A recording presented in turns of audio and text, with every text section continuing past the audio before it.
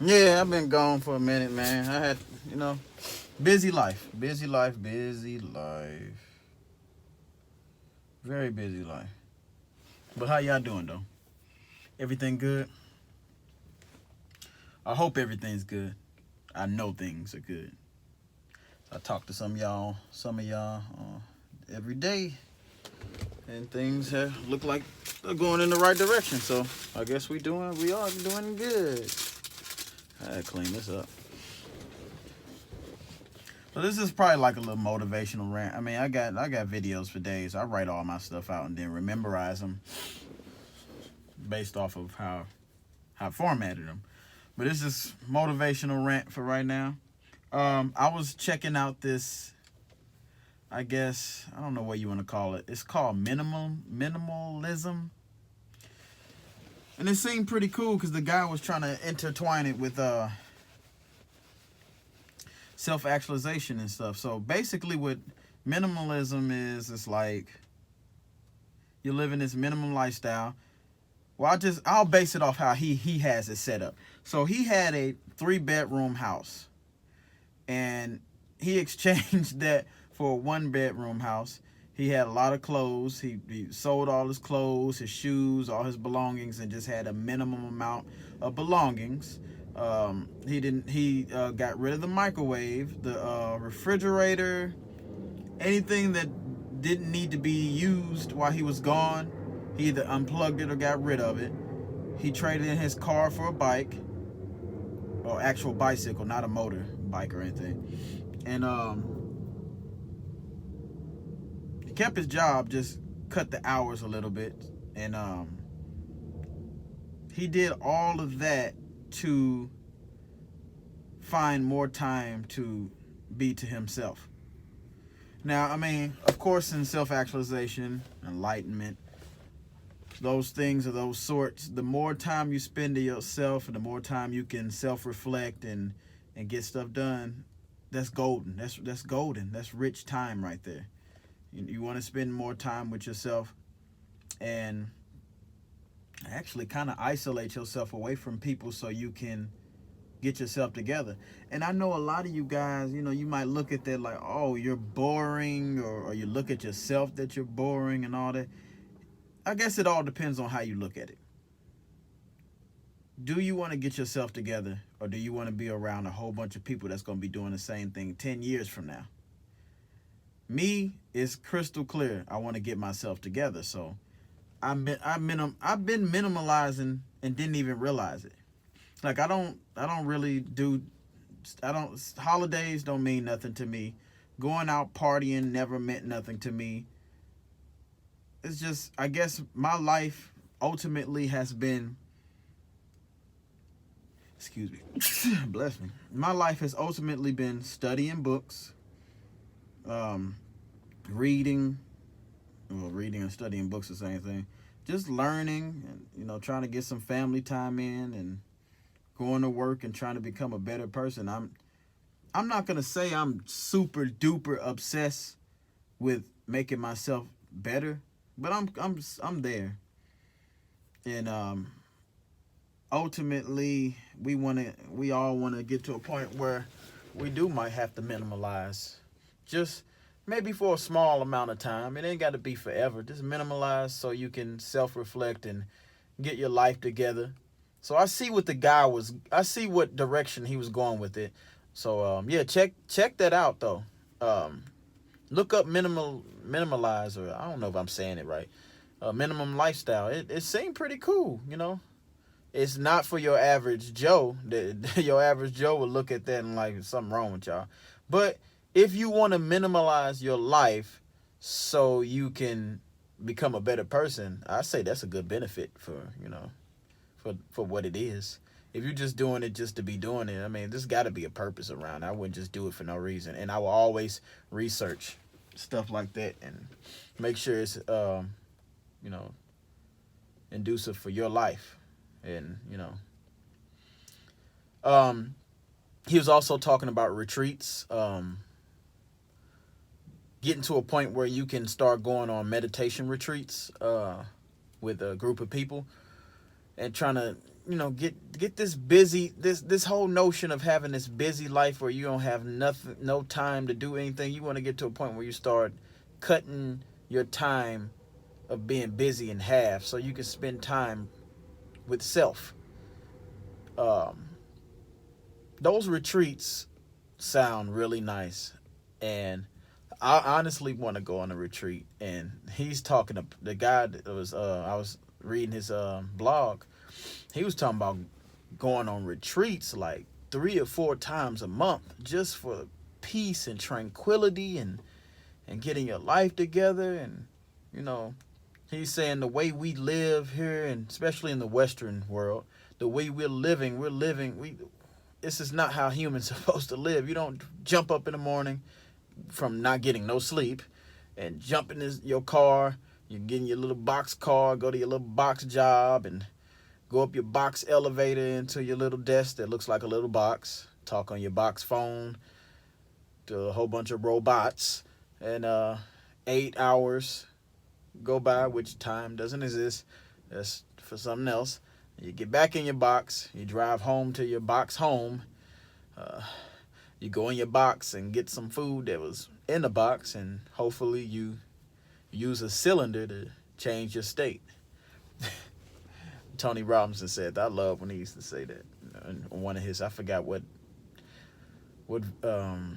it's probably Release the Power Within, I think. But anyways, this lifestyle that we're living we're used to it now because we grew up in it, but it's really not. It's not conducive to spirituality and stuff. You're gonna have to isolate yourself to become a better person. The people that are around you. And that's one thing I want to talk about too. The people, your top 5, 10 friends. You're the average of your top 5 friends. I think Jim Rohn said that. You're the top 5 average of your friends. So if all your friends are not doing anything with their life, I'm not saying to go and find other friends, but you want to start isolating yourself away from people that are not doing anything with their life. Especially if you're trying to do something with your life. I had to isolate away from people that were not doing nothing with their life because they're never going to see your vision. They're always going to look and reflect on you based off of them. And then if you're not strong enough mentally, you'll listen to them just off the jump of they being your friends, and you'll never get nothing done. Sometimes you got to close doors to open up the right doors. I had to close doors to get to where I'm at right now. A lot of doors. And it was painful, but I had to do it. Do I regret it? No, I don't regret it. Look at me. When I look in the mirror and I look at my old pictures, when I remember how I used to be and all that, I'm like, man, it's a 360. I wouldn't trade this in for nothing, man. So, that's something to think about. Look at your top 5 friends, and if they live in the average life, which I'm not saying nothing wrong with the average life, but the average life comes with the average problems. And some of those average problems can range from 1 to 10 as far as the same repetitive things that keep happening. Like once a month we ain't got the bills paid, or once or 2 times a week I'm arguing with my spouse over finances or over some power trip or whatever the case is, Everybody's having the same issue, especially in relationships and finances and spirituality. And my question to you guys, when are you going to get to a point where we can, do it military style? Assess the problem, get rid of it, go to the next thing. Nobody wants to do that. They want to linger on to these problems because they just don't see the bigger picture, I guess. I always saw the big picture. I always saw that, hey, I could be better than this. And then when I get to whatever I thought was better, then I'm going to get there and be like, I can be better than this, then this, then this, and just keep climbing. And that's the type of mentality I've always had. I remember back when I was 18 years old, when I made my email address when I was going to Rankin Tech. My email address was to the top. I ain't going to give you the rest, but, I knew I was going to go to the top. And I'm still climbing. And you know what? If I could go to the top, and as I said, in non-duality, if I feel like I could go to the top, I feel like anybody can go to the top too, because I feel like I can. If I see a vision of me going to the top, as far as non-duality is concerned, then that means you could go to the top too. I had a girl that was trying to talk about my non-duality video, saying that it didn't make sense, or that, and the way she was talking about it, you can definitely tell she didn't even go over it and review it and understand nothing. And it's okay. My messages ain't for everybody. And here's a disclaimer. Go do the research yourself. Don't just listen to me. Go do the research on what I'm talking about. This is real. Yeah, it's a little bit Eastern. It's kind of Eastern philosophy, but Eastern philosophy has been around before Western philosophy, before any of that. Yeah, a lot of this is Buddhism, Taoism, Zen, which is a different type of Buddhism, African spirituality, which ultimately I think most of them came from. This is the oldest form of thinking. They call it New Age. This is old. This is old thinking. Before all the religions, before all the philosophies, before all that was this, what I'm talking about. The law of attraction has always been here. Now, I think she tried to say something about my non-duality didn't, and the law of attraction don't go together. Yes, they do. Listen, lady, if you ever see my videos again, I don't know what you got out of that video. Non-duality, meaning that we're all the same, and from my perspective, if I feel like relationships suck, then my relationships will always suck. If I say that you're an idiot, that means I'm calling myself an idiot, because you and me are the same person. We're just in a different body, meaning the same spirit. Everything breaks down to what? An atom. Everything. So I'm related to the ground. This truck I'm in. Everything, the clouds, all of it breaks down to one molecule, which is an atom. So non-duality, everything is the same. All energy is omnipresent. All knowledge is omnipresent. So when you take that and I say, I'm going to be, if my insides are saying I'm going to be a great person, and then I project it to my outside world, that is law of attraction right there. How don't you understand that? But you know what? Everyone's point of view, the way you view life, the way you view life, you're not seeing right here with fish vision. You ain't seeing right here. Maybe you need to just go ahead, turn your head so you can see what I'm saying. That's why I always preach to have multiple perceptions in life, so you can understand people. We're not on this world to have tunnel vision. You got to understand every aspect, man. Even what you call good and bad and ugly. You got to understand it at least. Let go of the emotion about it. Just understand it. Not saying to understand it and go and do it. If you're not uncomfortable doing certain things or learning certain things, it's okay. But understand that there's people out here that see your point of view is over here, and they're looking at you like, all you got to do is do this. You got 360 realm of point of view. Nothing's good or bad. It's the thinking that makes it so. Somebody had to come up with this. A lot of you guys are so stuck in your head, y'all in a trance. And it's okay. If that's what you want to do, you want to be stuck in your head in a trance, continue doing that. Just know you're going to keep getting the results that you're getting right now. It is what it is. So for that lady, she wanted to get all upset. Honestly, that's your ego talking. That ain't even you talking. Your egos got stabbed right in the heart. And that's what it's all about. My videos are about your ego. Our ego is in the way from us learning how to let our spirit guide us. We want the spirit to guide. In Christianity, they talk about that God is spirit, and you should worship him in spirit and truth. And in the Holy Quran, it says that, and the Jewish, all the religions is talking about spirit. A carnal mind is not of Christ, but a spiritual mind reflects Christ. We're talking about the spirit here. Let the spirit guide. The spirit is the all-knowing. The spirit is the power. We don't want this fake identity called the ego to rule us anymore. You know why? Look at your results.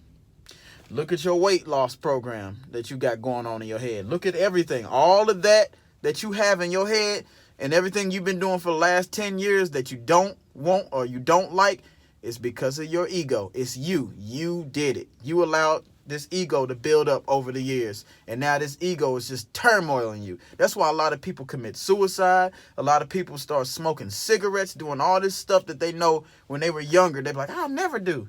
But as time went on, subtle stuff started rolling in the background of their central nervous system. Next thing you know, they picking up a cigarette. Next thing you know, they popping Molly. Next thing you know, they robbing someone. You just get stuck in a trance because your ego has been programmed through all the music you listen to, the movies, the bad influences, everything that you're looking at, see, touch, feel, and your mental faculties. All that plays a part of this terrible thing inside you called the ego that's got you doing stupid stuff like robbing people. Like somebody broke into my car.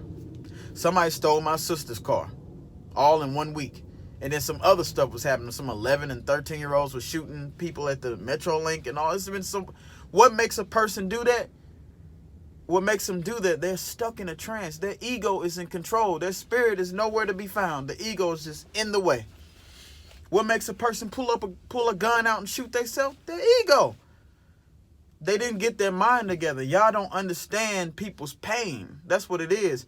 And the pain comes from them. They created the pain. The pain didn't come from no outside source. It's inside. If you don't get your mental game together, you're going to end up doing something stupid eventually.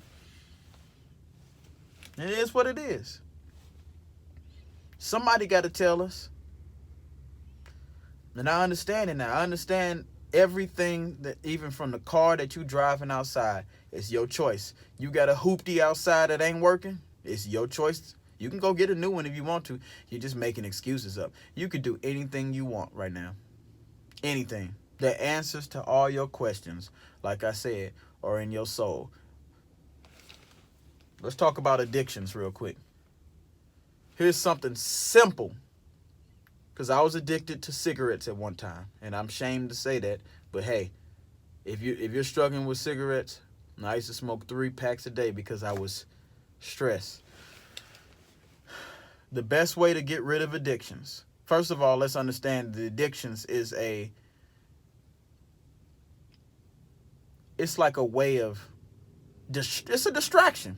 If you really think about it, addiction is a distraction. What is it distracting you from? Because as soon as I set the cigarettes down and allowed my brain to go through all the mess that it went through and upset and all that, then the distraction revealed itself. I was unhappy with myself. I was so unhappy that I couldn't breathe. And, you know, you've gotten stressed before that you couldn't breathe. So when you do this, it's easy to breathe. So I created a bad habit of doing that. So your addictions are distractions. We don't need no distractions no more. We need to actually let our soul guide. That's what an intuitive person allows their soul to guide them. You know the answers to all your questions. You know what I'm saying? I can connect with your soul. That's why you got people out here that can look at you like, man, you okay? Or they ain't even got to look at you. They just be around you and pick up your presence that something's okay. I mean, something wrong or whatever. They letting their soul do the talking instead of the ego. So yeah, man, addictions. The best way to get, and I'm gonna drop this jewel, and then I got to get rolling. The best way to stop your addictions, first of all, is to tell yourself you're addicted to whatever it is. Go ahead and tell yourself you're addicted to it. Second thing is get in a quiet room, in a quiet space, and allow your emotions to go. They're just electric currents in your head. Let them go. Sit there quiet. Close your eyes, meditate. When you have that urge to smoke a cigarette, or that urge to keep eating meat, but you trying to be on a diet, or you trying to do a low carb thing, that goes for me too. If you start craving something because you addicted to it, go and meditate. Instead of eating it, meditate for 10 minutes. Do that for a couple of days and tell me how it go. Especially the people that talk to me on a daily basis. Go do that. See what happens. You'll be off them cigarettes. You'll be off whatever, you'll stop eating meat or doing whatever you want to, and stop telling yourself you can't do it. The more you say it, the more you reinforce to your subconscious mind and your central nervous system that you can't do it. Start thinking of reasons why you can do it. I know it sounds crazy, but that's how it works. Any addiction, you could be on the strongest addictions where you need to get really strong and meditate. Meditate off the heroin. I've seen people do it. I ain't ashamed to say it, man. I had friends that was on heroin. I got a friend that used to be on heroin. Dude meditated himself off of heroin.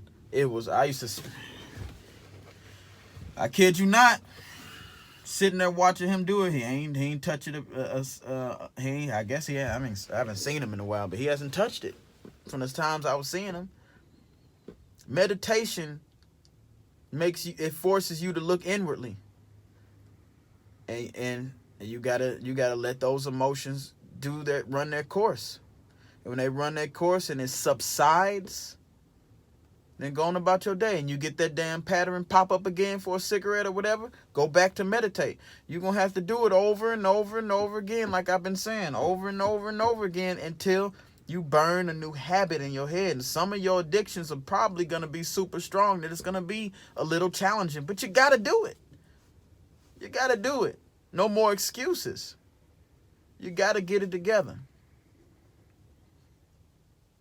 Got to, man. But yeah, it's crazy, man. They didn't teach us about how the mind worked in school. You sitting here having kids cram information into their head. It's not the information that they cramming that's going to give them the A. It's the attitude. It's all about the attitude. Attitude is the magical word. I might make a video on attitude. But attitude is the magical word. You change your attitude about something, you'll get it done. Some of y'all got a terrible attitude on something. Oh, I can never get that done. With that type of attitude, you'll never get it done. We are our own creators. Everything that come out of your mouth creates something. Everything. Even the stuff that you ain't paying attention to. Your thoughts create stuff in your present moment. Watch what comes out of your mouth. Watch your thoughts. Start making them. I'm telling you, it's like a video game. Once you start programming your mind, your central nervous system, your subconscious mind, everything, for an attitude for success, it's like unadulterated magic. You'll start being successful. It slowly happens. But that's where your patience got to come in. You got to be patient and let that process run its course, and don't skip a day. Let the process run its course. That's real. These are things that I'm telling you stuff based off my experience. I didn't just read some books and then I just got on here and start talking. Everything I'm talking about is based off my experience. And I feel like in non-duality, if I can do it, you can do it. You just got to be more disciplined. You got to be persistent, patient. Take this day by day. Stop worrying about yesterday. Stop worrying about tomorrow.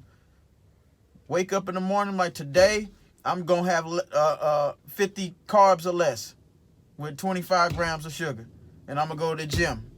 Or today, I'm going to try not to smoke cigarettes, or whatever you got. You got to say that to yourself over and over again. If you got to record yourself and play it in your car, man, the law of auto-suggestion is real. So, yeah. But I'm going to get going. I'm going to bring some more videos, y'all. I'm sorry. You know, I'm transitioning into some things right now. So.